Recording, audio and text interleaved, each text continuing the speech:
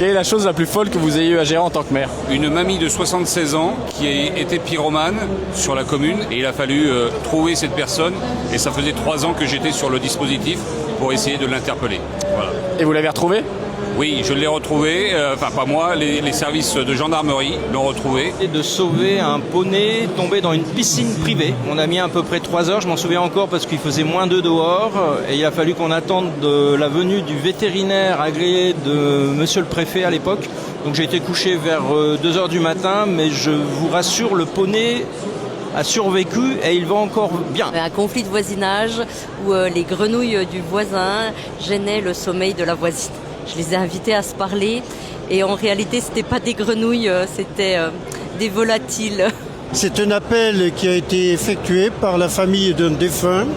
Lorsque je suis arrivé alors chez eux, le défunt pesait environ 180 kg et avait des difficultés à entrer dans le cercueil. J'ai dû me mettre à la disposition, au même titre évidemment que la famille, pour aider les pompes funèbres à fermer pratiquement le cercueil. C'était il y a 2 ans, l'ambassadrice des États-Unis avait envie de visiter le marché de Noël de Turcaille. La mise en place du système de sécurité, du service de sécurité était absolument impressionnant. Ils sont venus avec 4 voitures blindées et la 5e, il y avait donc l'ambassadrice des États-Unis. Ce sont les décès. Avertir les familles, est-ce qu'on a le bon mot, est-ce qu'on a le bon geste, est-ce que voilà, c'est le plus douloureux de notre mandat, c'est d'annoncer un décès, surtout un décès d'un jeune.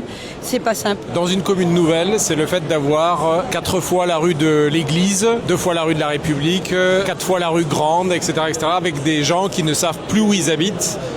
Et donc des adresses qui se recoupent et des colis qui arrivent jamais au bon endroit. C'est effectivement une question d'histoire des communes. On a essayé de faire intervenir des gens pour nous aider à réfléchir à la manière de renommer les noms de rues. Évidemment, on essaye aussi d'accompagner les habitants face à leurs galères, mais c'est quand même quelque chose qui se fait dans le long terme parce que changer de nom de rue, c'est un sacré bazar et ça implique toute une démarche assez longue de l'acceptation locale. Le déficit de ma commune, qui était de 9 millions d'euros lorsqu'on l'a pris en 2020 et actuellement on est à moins 3 millions d'euros.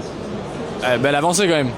Oui, on a bien travaillé. Le passage de l'ours à proximité du village. Le village est pris de panique en se disant il y a un ours qui rôde autour du village. On prend son bâton de pèlerin en tant que maire et puis on essaye d'aller au-devant des habitants, déjà pour les rassurer et de faire le tour du village pour savoir si le rôdeur est encore là et comment on peut faire pour l'éloigner s'il était là.